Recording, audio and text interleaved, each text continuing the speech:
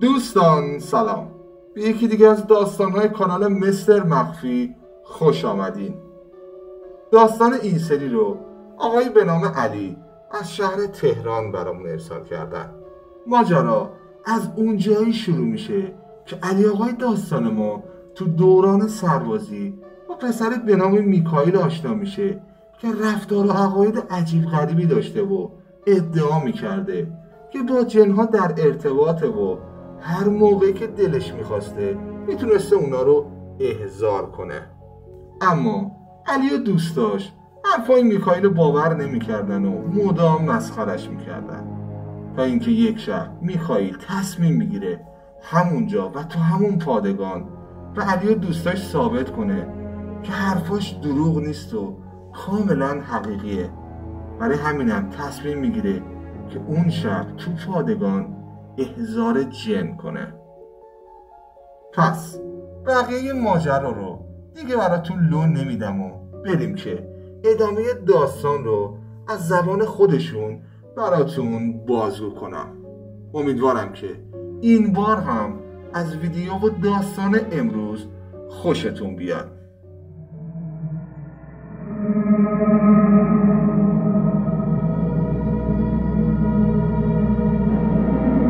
سلام، من علیم و داستانی رو که میخوام براتون تعریف کنم مربوط میشه به 7 سال پیش، موقعی که من توی یکی از پادگانهای سپاه تو شهر اهواز سرباز بودم.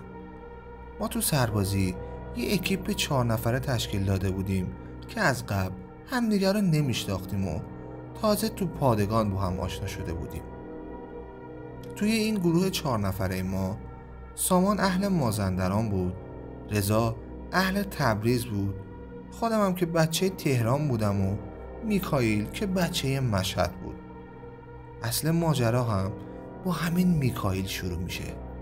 تو جمع ما میکائیل از همه ساکت‌تر بود و رفتارهای عجیب و غریبی داشت. همش راجع به جن و احضار و اینجور چیزا صحبت میکرد. مثلا نصف شبا مدام به بهونه دستشویی از خوابگاه سربازا میزد بیرون و وقتی برمیگشت مضطرب و به هم ریخته بود. برای همینم یه روز میکائیل رو صدا زدیم و بهش گفتیم میکائیل، ما میدونیم تو الکی به بهونه دستشویی میری بیرون، راستشو بگو، نصف شبا از خوابگاه میری بیرون یواشکی گول میکشی؟ چون هر دفعه برمیگردی مضطرب و به هم ریخته ای. بعدش هم میدونه اگه ازت گول و سیگار پیدا کنن چه بلایی سرت میرن و چه اضافه خدمتی میخوری؟ میکائیل گفت سیگار چیه؟ گل کدومه؟ این حرفا چیه پشت سر من در آوردی؟ بهش گفتیم خب پس اگه قضیه این نیست برامون تعریف کن که نصف شبا برای چی از خوابگاه میری بیرون؟ میکائیل گفت باشه بهتون میگم، ولی اول باید بهم 2 تا قول بدید. اولش این که قضیه رو که الان بهتون میگم پیش خودمون بمونه و به هیچ کسی راجبش هیچ حرفی نزنید. دومیش هم این که وقتی بهتون گفتم جدی باشید و مسخره بازی در نیارید. ما هم بهش گفتیم باشه قبول، حالا ماجرا رو برامون تعریف کن. میکائیل گفت من اینجا با 2 تا جن ارتباط گرفتم که تو همین بیابونای اهواز زندگی میکنن. نصف شبا هم از خوابگاه میزنن بیرون که با اونها ارتباط برقرار کنم. حرفای میکائیل که تموم شد همه با هم زدیم زیر خنده و کلی مسخرش کردیم. تا 2 ماه هر موقع میکائیل رو میدیدیم مسخرش میکردیم و بهش میگفتیم از طرف ما به دوستای جنت سلام برسون. تا اینکه میکائیل یک شب عصبانی شاکی اومد بهمون گفت میخوام بهتون ثابت کنم که من دروغ نگفتم و همه حرفام عین واقعیت بوده. فردا شب به بهونه دستشویی، اونم با فاصله 1-2 دقیقه از هم، بیایید بیرون و منتظر من باشید. ما هم برای اینکه دستشو رو کنیم و ضایع بشه قبول کردیم. فردا شبش میکائیل بیدارمون کرد و گفت با فاصله از هم برید بیرون تا من بیام. ما رفتیم و چند دقیقه بعد میکائیل اومد و گفت بیایید بریم زمین خاکی ته پادگان. بی سر و صدا و یواشکی خودمون رو رسوندیم ته پادگان.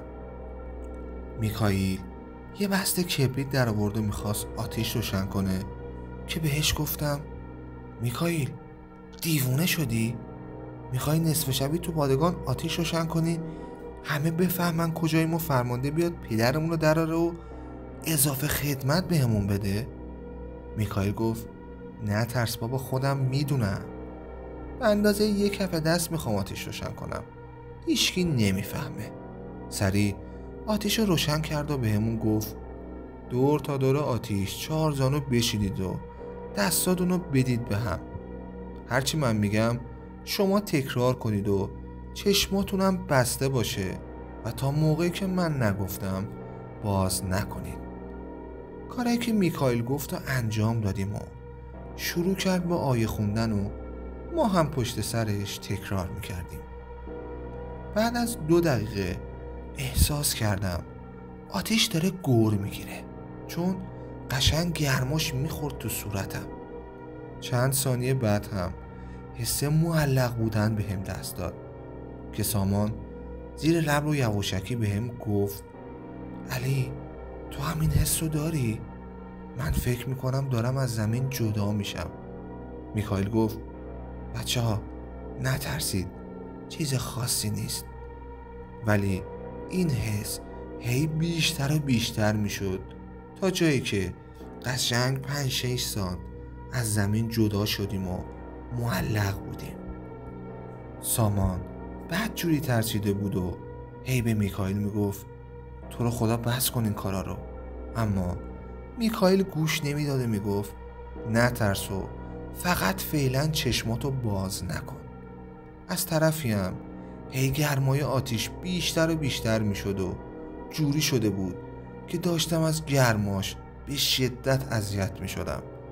از این ورم سامان ترسیده بود و هی میگفت بسه دیگه، ادامش نده میکائیل.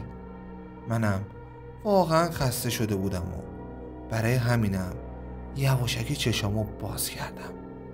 اما وقتی چشام باز شد چیزی که میدیدم نمیتونستم باور کنم.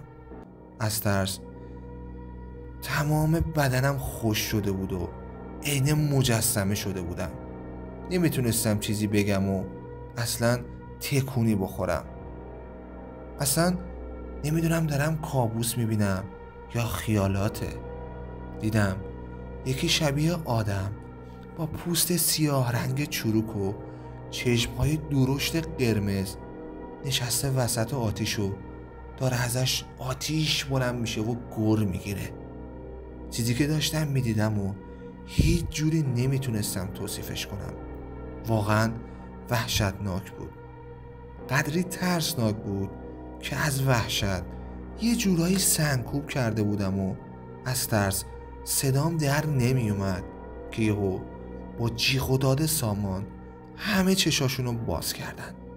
سامان از ترس و وحشت چیزی که دیده بود برای چند ثانیه از هوش رفت. من و سامان اون موجودو، یا درسته بگم اون جنو دیدیم، ولی به خاطر جیغ یهویی که سامان زد در عرض چشم برهم زدنی اون جن غیب شد و فقط رضا نتونست ببینه. اما قضیه به همینجا ختم نمیشه. سامان شوکی که اون شب بهش وارد شده بود به خاطر دیدن اون جن تیک عصبی گرفته بود و چند وقت یک بار تشنج میکرد. به خاطر همینم سامان معافیت گرفت و از اون پادگان رفت. ولی بنده خدا تا امروز که من باهاش در ارتباطم حمله های عصبیش خوب نشده و از اون شب باهاش به یادگار موند.